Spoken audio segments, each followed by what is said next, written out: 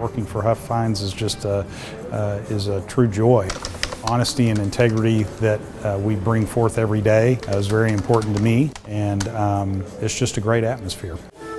It's an understatement to say Robert Goodwin, a general manager at Huffines, loves cars. When I was 3 to 4 years old, we lived in Wichita Falls, Texas, and my mom and dad had some very close friends who operated a Chrysler dealership there.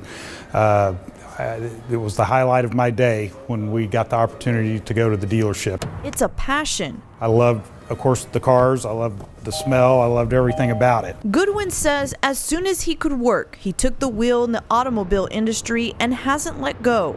He wouldn't change that route because outside of the passion, this road led to love. She had just graduated from college and was looking for her first car. Goodwin met his wife. I sold her a car, and it really was not until well after that, actually. My manager at that time said, "Robert, you should really ask that girl out." And we dated for a couple of years and got married. And I always joke that I wound up paying for the car. Years later, Goodwin convinced J.L. Huffines, among others, to give him a chance in a management position. He's a legend, in this area, and just to hear all of the stories. We still had lots of customers up here that would come in and say, "I remember buying a car from JL, 25 years ago," and told us all kinds of funny stories. Stories that extend for decades, many now involving the third-generation owner, Ray Huffines. Ray has just taken that, and the reputation that they have built over the years, of course, is very important.